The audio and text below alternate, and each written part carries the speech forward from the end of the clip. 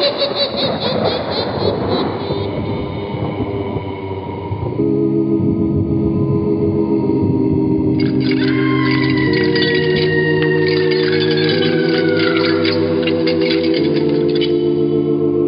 Mysterious Old Radio Listening Society podcast.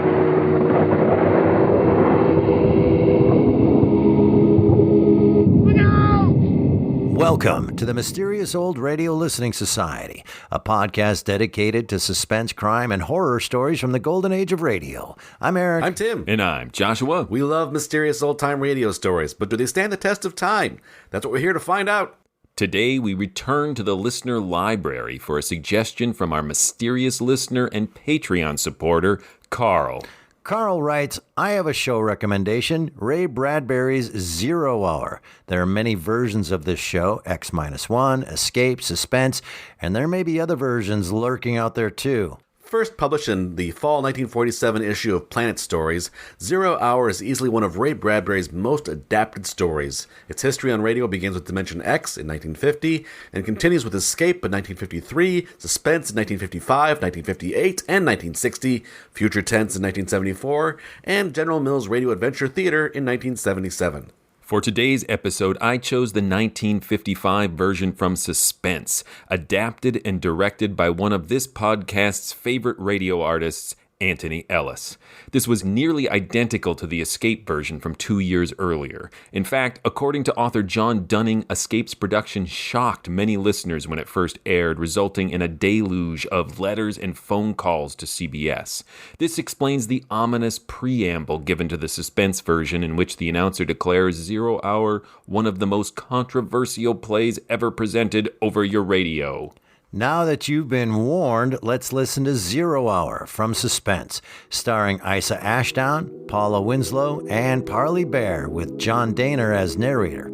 First broadcast April 5th, 1955. It's late at night, and a chill has set in.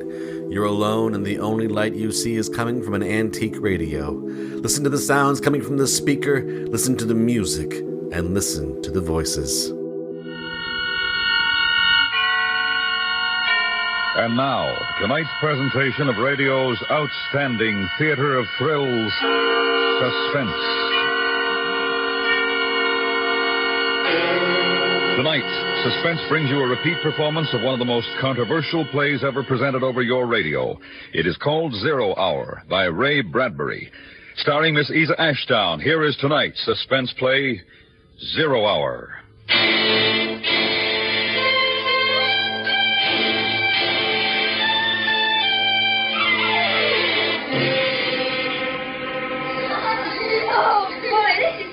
What a game. Such excitement they hadn't known in years. Mink talked earnestly to someone near the rose bush, though no one was there. Then the two little girls, shouting, laughing at each other. Such fun. Such tremulous joy. Mink ran into the house all dirt and sweat. For her few years, she was loud and strong and definite.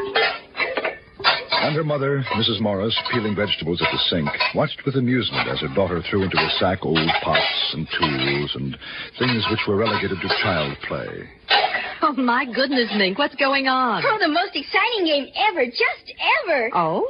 It's all right, I take these things, Mom. Well, just don't dent them and it's all right. Thanks, Mom, we won't. Bye. All right, dear. Oh, what's the name of the game, dear? Invasion. Invasion? Invasion. And in the garden now, a serious concentration. Mink with an assortment of pots, pans, and wrenches, forks, spoons, and her friend Anna, a little younger, tongue in teeth, taking notes on a pad. This, and this. What's it say next? Wait a minute, Mink. Well, hurry up. 4, 9, 7, A, and B, and X. 4, 9, 7, A, and B, and X. A fork and a string and a hexagonal. A fork and a string and a hexagonal. What do we do next, Mr. Drill? And then Mink talking to the rosebush again. And to her own satisfaction, at least, receiving some kind of answer which she relayed to Anna. Triangle. How do you spell it? Oh, any old way. Doesn't matter. Now write beam. I haven't got triangle yet. Well, hurry. 0 hours by 5 o'clock. We haven't got all day.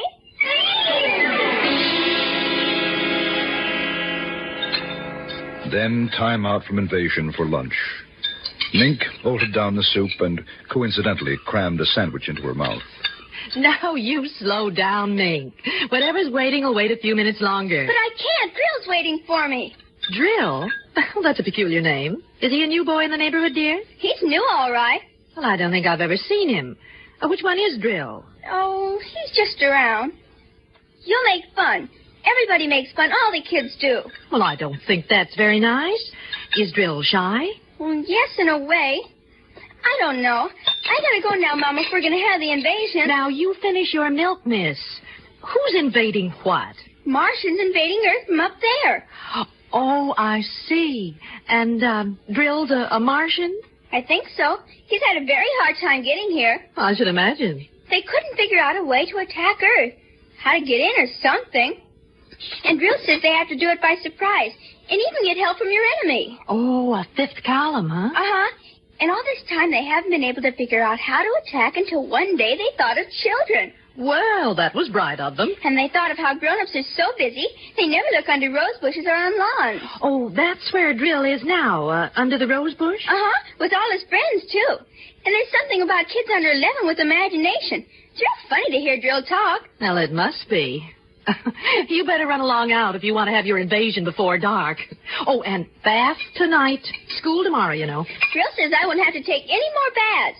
Oh, he does he? And we can stay up till 10 o'clock. Well, your friend, Mr. Drill, had better mind his P's and Q's, or I'm going to call up his mother. That's just it. Drill says you're dangerous because you don't believe in Martians. Just like you think Drill's a kid. Well, he's not. And they're going to let us run the world when they get in. All of us kids. And I might even be queen. Well, that's nice, dear. Now run along. Mom? What is it, dear? Mom, when the invasion comes, we'll have to get rid of you and Daddy. But I'll be sure it won't hurt very much. Well, thanks. Thanks a lot.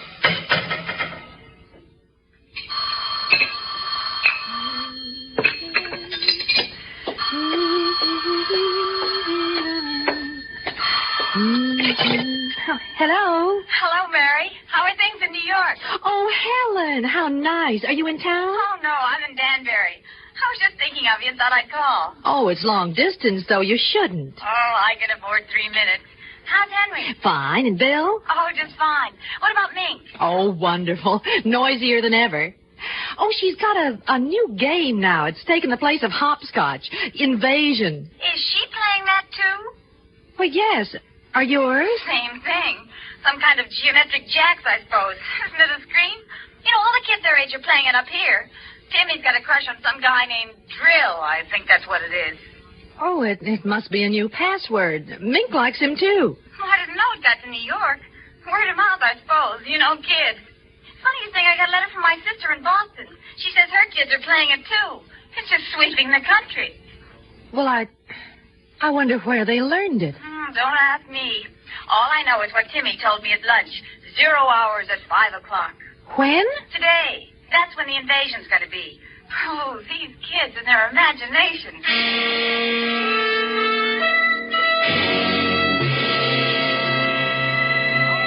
And they talked a little more. Schoolgirl friends. Casual woman talk. But Mrs. Morris was thoughtful. She was thinking of other things, of adults, of children with imagination, rose bushes, dimensions. She thought of how much she had forgotten about being a child, and she wondered about Mink and all the kids who were at that moment playing Invasion. A kiss for Mink. I will, and to Bill and the kids. Thanks. Bye. Goodbye.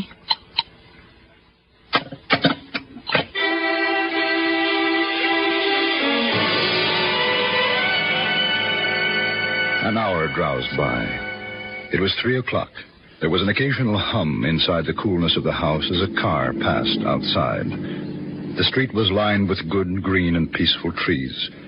And all across the city, in other gardens, in other places, children under 11 were excitedly playing a game, talking to rose bushes and grass lawns, trees and shrubs. Even children in apartment houses, high in the air, conferring with potted plants, cactus and ivy. Mrs. Morris finished her housework and went to the kitchen. Oh, hello, dear. Hi, Mom. Can I have a glass of water? Of course, I'll get it. Pi r squared, 47. A over 56 to the 7th degree, x t7. What, dear? Oh, nothing, Mom. Oh, here you are. Thanks. How are things going? Huh? The, invasion. Oh, that. Yes, that. Almost finished. When everything's right, Grill said we should be ready on time. 5 o'clock? That's right. How'd you know? Helen called me from Danbury. She says that, Timmy's playing it, too. Hey, that's keen. I guess all the kids are, aren't they? No, not all of them. Not guys like Jimmy Wood and Bob Wilson. They're growing up and they make fun of us. They're worse than parents. They just won't believe in drill. They're so smart just because they're growing up. You'd think they'd know better. They were little only a couple of years ago. Well, we'll get rid of them first. Drill says it's okay to kill them first. Mink, I don't like that kind of talk. Do you hear me? I don't like it at all. No, now, Mom. I mean it. You keep on that way and there'll be no more playing. You'll have to tell Anna to go home and you'll stay inside until bedtime. I'm sorry. Well, I should think so. Thanks for the water, Mom. Mink, Yes, Mom? what did those numbers mean? What numbers? Those numbers you were saying to yourself before. Oh, that. They're the things we have to do to get Drill and his friends out. That's all. Look, dear, why don't you and Anna go down to the drugstore and get some ice cream? You don't even have to use your allowance. I'll pay for it. Haven't got time, Mom. Thanks. Well, I'd never believe I'd hear you say that. I gotta go now, Mom. Oh, wait a minute. Mink, I want you to tell me the truth. What is this invasion silliness? It isn't silly. It's just a game. That's all. Mom, we're just playing an invasion. Excuse me, I gotta get back now. I'll see you later.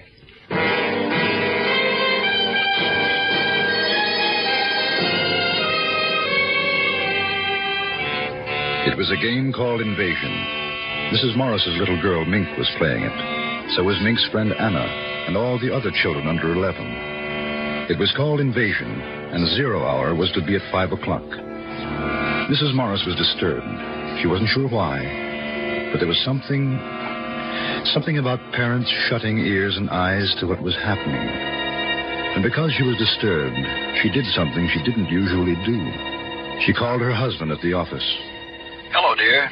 Oh, hello, Henry. I'm sorry to bother you, but Miss Maxon said you weren't busy. Oh, not too. I should be able to get home early today. Everything all right?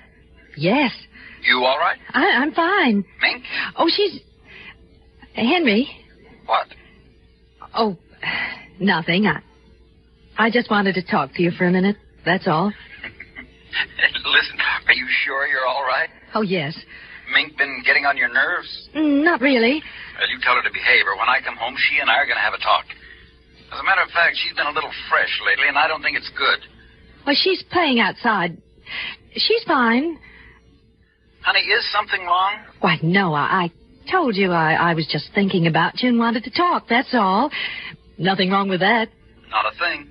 You go back to your work, dear. I'll see you soon. All right.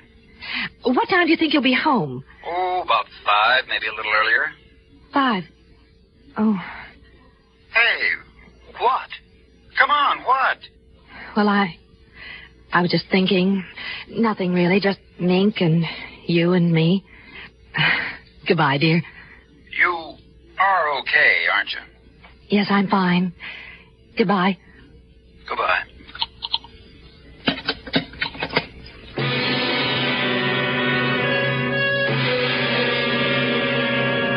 Another hour passed, and it was 4:30. The day began to wane. The sun lowered in the peaceful blue sky. Shadows lengthened on the green lawn. Outside it was quiet. The two little girls more intent than ever upon their endless movement of design and pattern with the implements before them.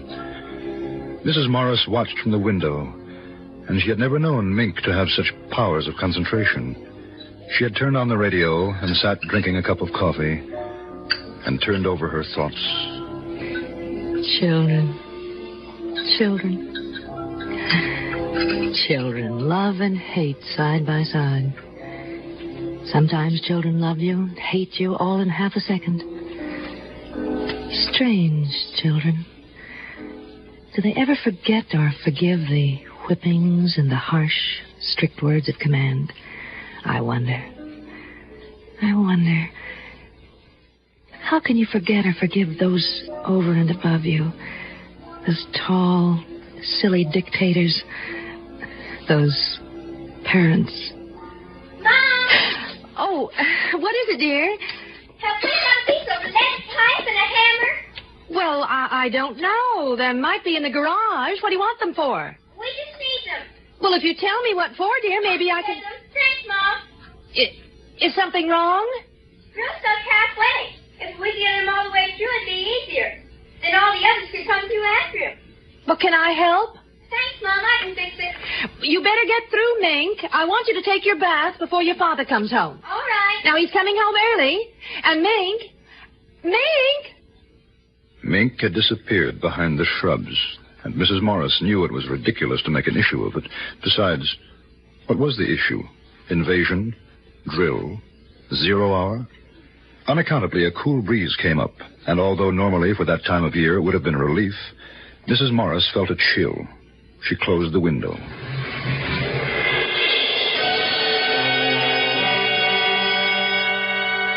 Time passed. A curious, waiting silence came upon the street, deepening. Then from the living room, Mrs. Morris heard...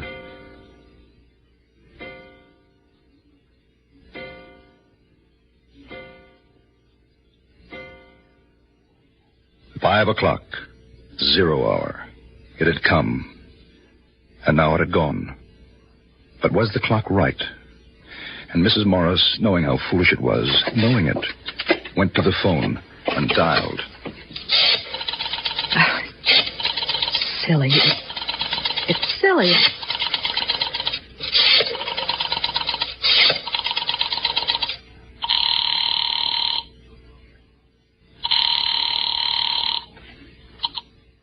When you hear the tone, the time will be exactly 4:54 and 20 seconds.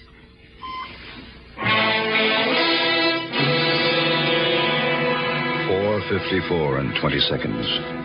And Mrs. Morris knew that it wasn't as silly as she had thought, because it wasn't 5 o'clock yet. Not 0 hour yet. Then the car drove up into the driveway.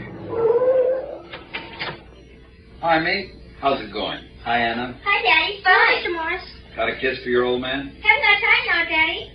Well, that's a nice thing. What are you doing? We're playing Invasion. Oh, swell.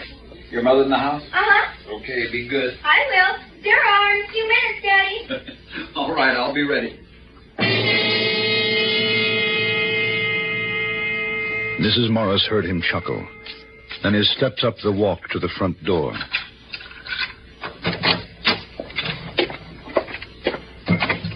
Mary? I'm in the living room, dear. Oh, hi. Our daughter didn't have time for a kiss. How about you?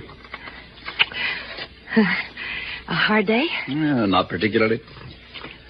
Would you like a cocktail? Oh, you read my mind. Martini? Perfect. Anything exciting happened today? No. Oh, Helen called. Oh. From Danbury. I told her she was crazy, but she just felt like calling. Like you calling me this afternoon crazy, huh? Hey, what was that all about? Well, I told you. I just wanted to. Hey, incidentally, what's this new game the kids are playing? Invasion. That's a nice, depressing thought. Is she all right? Come to think of it, she looked kind of funny. She's all right. What's the time, Henry? A couple of minutes after 5. Why? No, the clock's wrong. By your watch. Oh, I've got 2 minutes, too. I'm probably slow. You got something on the stove? No, I just wondered. Honey. Hey, look at me. What's the matter? Nothing, really. No, really. Mink's been up to something. No, of course then not. What? I guess I'm a little tired, upset, that's all. You want to go out for dinner? Oh, no, I've got a steak here. I'll tell you what, I'll barbecue it. How'll that be? Oh, fine. What was that? What? Well, I thought I heard something. Well, I didn't. I must have been imagining it.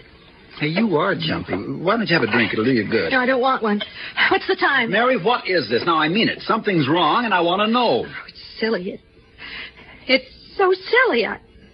I'm on edge, that's all. Mary. I am. I don't like this. That kid's done something, hasn't she? I'm going to get her in. No, Henry, please, don't. She hasn't. It's nothing at all. I just... What's that? I don't know. Those kids haven't got anything dangerous out there, have they? I noticed a lot of junk lying around. I thought it was a game. She wouldn't have done it herself. They made her do it. What the devil? Well, maybe you better go out and tell them to stop playing now. It's after 5. You tell Mink to put off the invasion until tomorrow. Tell her. It is coming from outside. What are they up to? I better take a look. Mink! Mink! Good Lord! Bombs! Bombs! They're bombing! No, it's upstairs. I know it is. In the attic. That's where it is.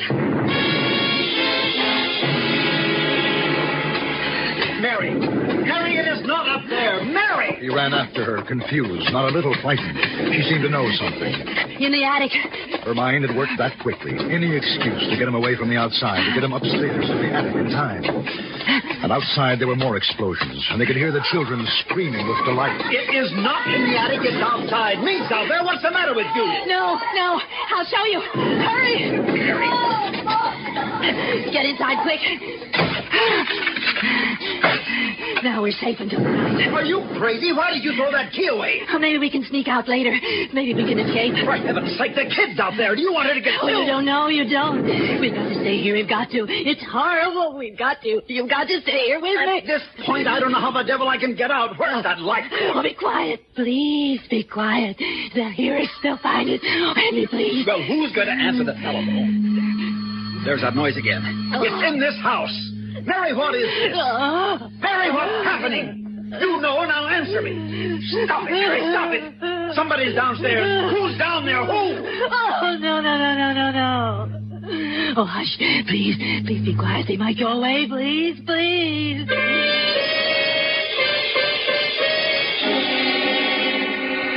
And between his wife's terror and the electric humming from below, Mr. Morris felt a great fear. They trembled together in silence in the attic. Mr. and Mrs. Morris, parents of the little girl. Then they heard steps coming up the stairs. And a voice. Mommy, Daddy, where are you? And a queer, cold light became visible under the door crack. The strange odor and the alien sound of eagerness in Mink's voice was almost more than they could bear. Each wanted to scream. Mommy, Daddy. And another sound. And the attic lock melted. Mink, with bright little eyes and tousled hair, peered inside. And behind her, tall, wavering blue shadows.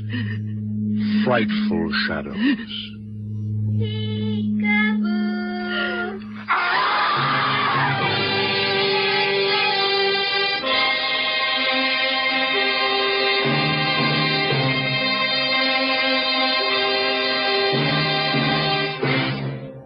Suspense, in which Miss Isa Ashdown starred in tonight's presentation of 0 Hour.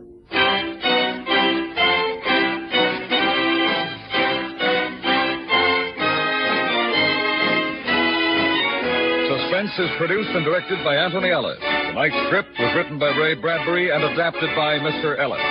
The music was composed by Leith Stevens and Lucian Morowitz and conducted by Wilbur Hatch. Featured in the cast were Parley Bear, Paula Winslow, Eve McVeigh, John Daner, and Beverly Handley. Sound patterns were by Bill James and Ray Kemper. This is the CBS Radio Network.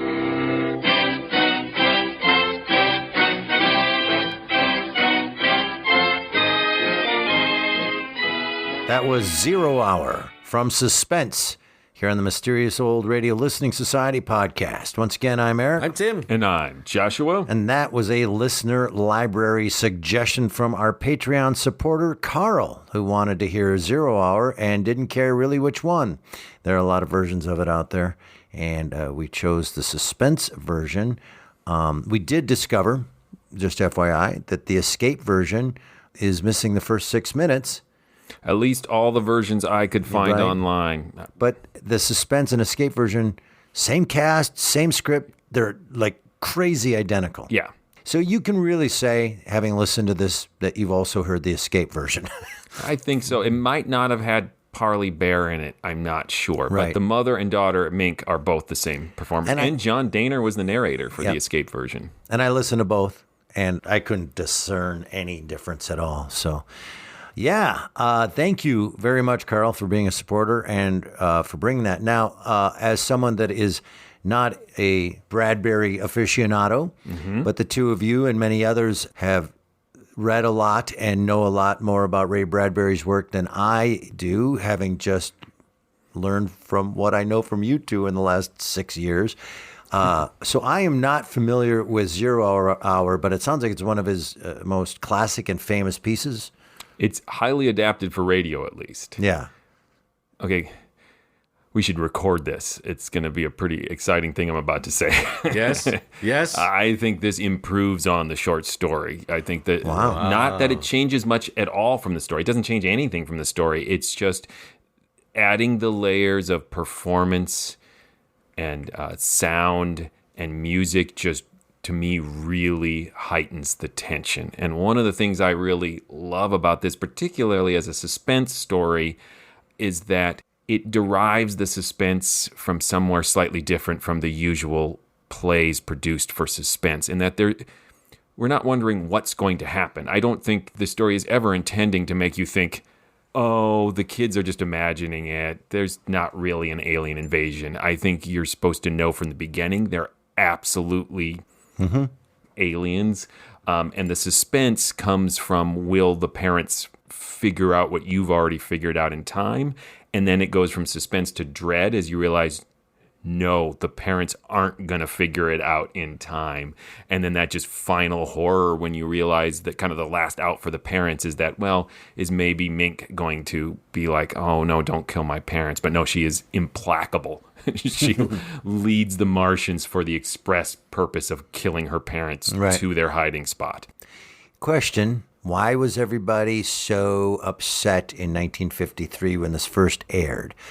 I'm looking at it through today's lens that you throw this on the air or on television today and no one bats an eye. Help me understand why people were so horrified by this. Is it children wanting to kill their parents? I think so. It's a child who lays out her argument for why she wants her parents dead, wants most adults on the planet dead. It's also in time of paranoia over Russians, and you've got children as a fifth column. And there was other structure to jump in here is to ratchet tension up. It is, as you said, like there's not a question of what's going to happen. It's just making you wait until it does, right? And then you think it's time, and no, there's still a few minutes left. Right? You think it's time, and then when it finally pays off, that scene of the lock melting and being trapped in that room, like that's legitimately unnerving. I felt like I was listening to an episode of Fear on 4. Yes, no. I see that, particularly like the snowman killings. Right. And even production-wise and narrative-wise, the narration in this is really interesting. I really loved it. How it was placed. It wasn't the driving force. It wasn't 100% narrated. It was narrated occasionally.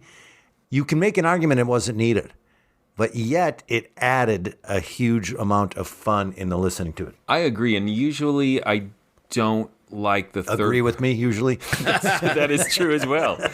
And usually I prefer a first-person narrator if you're going to do this, because it creates more intimacy with the listener if that character, who you know who they are, is speaking directly to you. But the third-person distanced narrator, I think, gives the little bit of relief, the only bit of relief you get in this story, because you are reminded that it's a story. Yeah. If you had to live with this much tension and be inside the character's head who's experiencing it, like the mother or the husband, then that might be too much. Plus, you get a lot of Bradbury's great prose in there through the narrator. The Bradburyness of it is what makes that fit for me, of his big push of thematically in this and all over his work of the unknown, mysterious territory that children live in, that is dangerous to them and to others, and inaccessible to human adult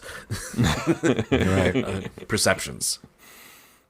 Yeah, and it plays on a familiar Bradbury trope of adults not listening to children, but it is the dark version of this, whereas he plays the same idea in The Screaming Woman. Yes. Where no one will listen to her, that she's hearing the screaming and they think she's making it up. And there she's virtuous and heroic and not making it up. Here, Mink is ruthless and evil and not making it up. That is the one thing about this that I didn't enjoy was, for as much as Bradbury really wears his themes on his sleeve, if you don't have that context of knowing that broadly what he talks about, like, this is also a metaphor about that new app your kids use is evil and is going to turn them against you, and that technology you don't understand is bad, and you must protect kids from new things. Right. I don't think that is the intention of this story, particularly in contemporary worlds where people are like, we must make sure that children don't have access to these books or these things. Yes. Or, you know, for my own generation of Dungeons and Dragons, that is the model I think of like, it's Satan and it's getting into your house through your kids. The game of invasion representation of that, except this time the adults were right. Yes, exactly. Yeah, I guess I see the opposite. This is another thing where it's the adults ignoring or belittling what children are into, that parents aren't understanding their children, which is different from not prohibiting enough things. I just don't see that mess. I see how it could be manipulated to mean that, but I don't feel even a seed of that in here, because his point is, I think, that there's this sort of gap between childhood and adult, and we don't, and there's another Bradbury theme, we don't often as adults reflect back on what it was like to be kids. It's an argument for empathy and connection that is lacking. In fact, it is the inexplicable adult prohibitions that Mink is pushing against, and that presumably the Martians have manipulated this and told her some lies. It's not just that she's 100% woke up and went, I want to kill my parents. I think particularly having a broader view of Bradbury, that is a accurate theme. But if you just this story, and you ask, like, where's the danger come from? It comes from the things that kids have access to and are doing that the parents don't see. Right. I think it's the exposure to other Bradbury that makes you see this in this one. I think by itself that's not there, but it's a more common thing in other Bradbury, especially his old man approach to, like, shaking his fist at new things, which he does a lot. Well, then let's talk about The Veldt, which also falls into this same children going bad category, and being exposed to things that they shouldn't have, although the adults gave them that one. Yeah, that's the difference in that one, is that it's not something. When I was thinking about this earlier, like, the categories were like TikTok and the Lindy Hop and things, like that. Right. I like a sentence that included both of those things together. That would encourage parents to see something they aren't familiar with and react with fear. Yeah. And I think that is in other Bradbury, but not at all in this. Like, it is in The Veldt. That's technology they have access to that they shouldn't, and they're bad parents for giving them that technology. Right. See, I see it the reverse way. In The Veldt, they understand that technology. Like, they don't understand what the kids are doing with it, but it's something. They look at that and they go, like, well, it's just not working the way it's supposed to. Interesting. I think you're both right. Thank you, Eric. Thanks, Eric. I just have not realized until this very moment how much Bradbury hates kids. Oh, yeah. No, Bradbury loves kids. He's more empathetic toward children than he is to adults. Do you think he likes depicting the danger of being a child? Yeah. But I just also didn't realize joy. It's always a double-edged sword. It's this sort of nostalgic, lost, utopian period that adults forget and block out. And that is both a a good thing and a bad thing. They're both creatures of joy and feral ferocity. Yes, it's true. Like the little boy from Mad Max.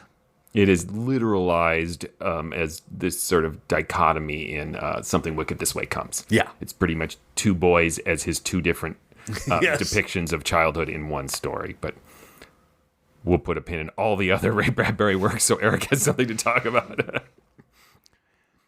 Well, what other thoughts do we have on this? I mean, I will add to it structurally well acted, well written, well paced, really listenable.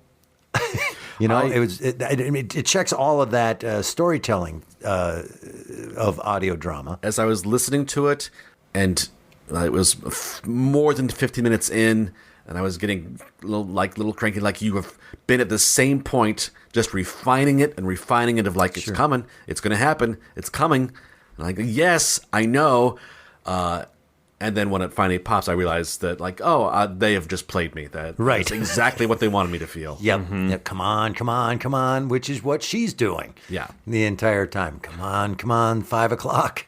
Yeah, and I also thought it does a great job having the mother go from dismissal to that's a little weird to whoa, and then getting kind of paranoid. Each step makes sense. At first, you would just play off invasion, and even the fact that other kids in other parts of the country are playing it, you'd be like, well, that happens. It's some new craze.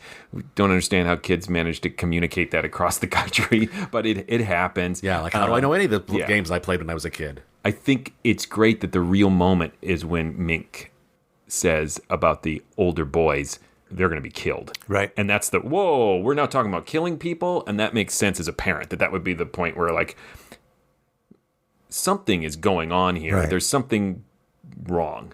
When she's calling her husband on the phone. Another great scene. Yeah, and then like, are you sure? Because you're calling me. Are you sure? And it is, again, playing with my good emotions and like, just tell them, just say it. Right. Say it. But how crazy does that sound? So I also understand why she doesn't say it. Our daughter is planning an invasion of the Earth with Martians. I mean, she can't really say that. And I was taken by how he thought that was so weird and off-putting that she called him just because she wanted to talk and hear his voice. Because my reaction would have been, oh, thank you. I really actually quite like it because I would have never caught on to that being weird. I've been, oh, sweet, hi, I'd like to hear your voice too. Yeah, I don't think he was the typical male jerk that we have, though, in old-time radio, like the husband or father. I don't mean that. I'm just saying. It's just that he tuned into it where you might not have. Yeah. Right. And that's what felt so real about it. Yeah. You're going to tune into your wife faster than someone else is. And he did, too. His wife wouldn't call to hear his voice. Yeah. Mine would. Yeah. But if his wife called you... then I would also go, just hear your voice. That's so sweet. This is really You know when strange. I knew that something was wrong with the kid was when I found out the kid's name was Mink. Is that short for something? I don't know. It's weird. It had to be a nickname. Only two times I think of somebody that name is Mink Stoll, the John Waters collaborator. Oh. And in the movie, gangster movie, it's in Miller's Crossing. And then there's Mink the Merciless. Yes. Which she kind of is. Well, what other thoughts? The other thing that I enjoyed about this is the vagueness of the technology. I did too.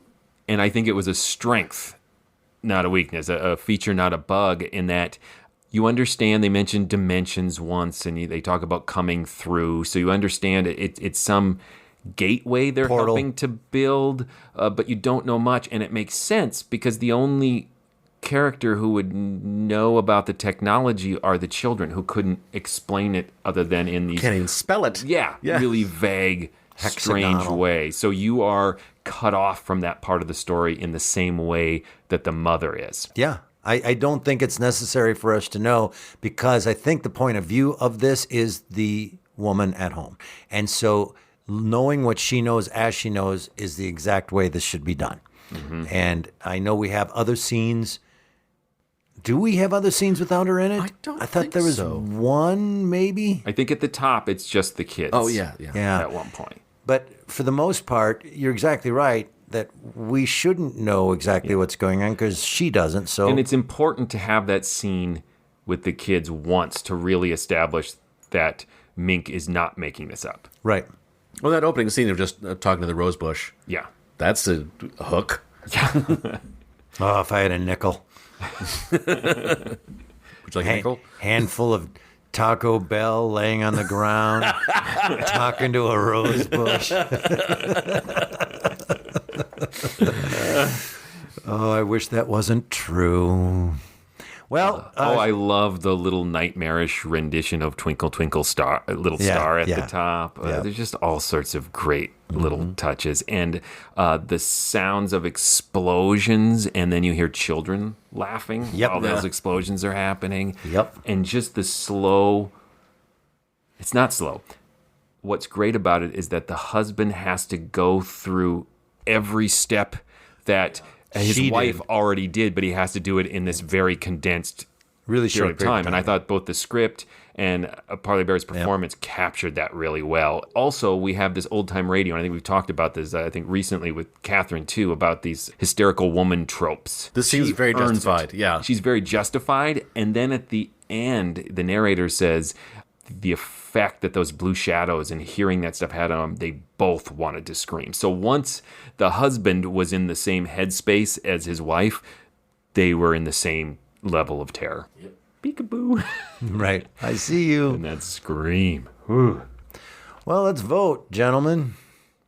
Joshua, you're up. Oh, am I? Let's see. I don't think this is going to really surprise anyone when I say that this is a classic. Like I said, I think it is much better dramatized than it is on the page. On the page, it's like, clever, Bradbury. I like that. But this has such emotional impact, and I can totally understand why people were shocked at that time. Because this is on CBS Radio. Mainstream audience. These are the same people who might be tuning in to Leave It to Beaver. Right. And this is on your radio. And not like there wasn't anything shocking going on in the 50s. That, you know, Lenny Bruce and the Beats, William Burroughs. Yeah, if they were adapting William Burroughs on the radio, I might be shocked. If the little kids were like, I have a game outside. We're playing Naked Lunch. That might be a bit much. But Ernie Kovacs. Yeah, I'm just saying, challenging. Yeah. In the sense of not normal. Yes, you're right. It's a different type of challenge. Right. This is weird. Right. I'm uncomfortable. Now let's see what this camera can do. Take the gorilla mask off, please. So, yeah, this is a classic. I have no criticisms of it myself. I will agree. I really loved it. And compared against other suspense, I consider it a classic of suspense as well.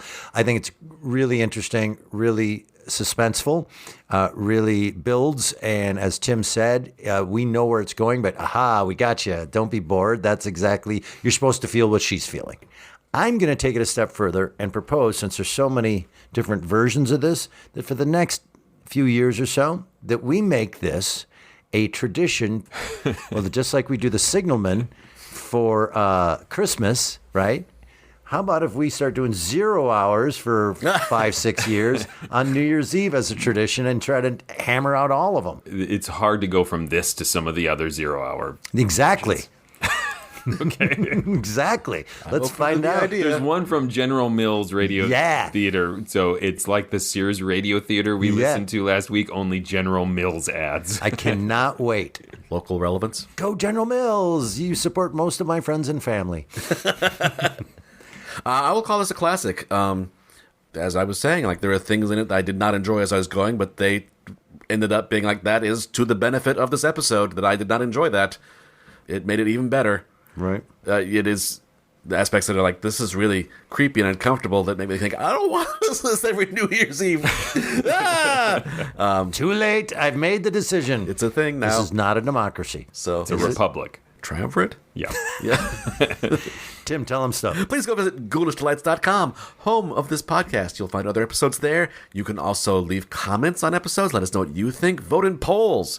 Even easier than leaving a comment, you can send us messages. You can link to our social media pages. You can link to our Threadless store and get swag if you want a Mysterious Old Radio Listening Society t-shirt or hoodie. I think we have hoodies, we have bags, we have totes. I love totes. You can also link to our Patreon page. Yes, go to patreon.com/themorals and support this podcast. Come on, be like Carl. And we might even bump your request up to the top of the list if you're a patron. Now, there's probably a bunch of patrons who we haven't got to the request yet, and I'm going to hear about it. But if we haven't, and you are a patron, let us know. We'll listen to your requests. That's what money buys you. Here's another benefit to being a patron. You get to see our monthly live on-stage performances as we, the Mysterious Old Radio Listening Society Theater Company, recreates classic old-time radio dramas and a lot of our own original work live on stage monthly and have been doing it monthly for years. If you'd like to see what we're performing this month and where we're performing, just go to ghoulishdelights.com or mysteriousOldRadioListeningSociety.com, and there you will see what we're performing, where we're performing, and how to get tickets to come see us. But if you're a Patreon, you get to see that as part of your Patreon donation because we film them and give them to our Patreons, that film of us performing, not just random film of like Super 8s of old Columbo. I don't know what I'm talking about. Hey, what's coming up next? I will be attempting to change the minds of my two co-hosts about a series I dearly love, Frontier Gentlemen, with an episode entitled The Powder River Kid. Until then... Look out! Oh, boy, this is fun. What a game. Such excitement they hadn't known in years. Handful of Taco Bell laying on the ground, talking to a rose bush.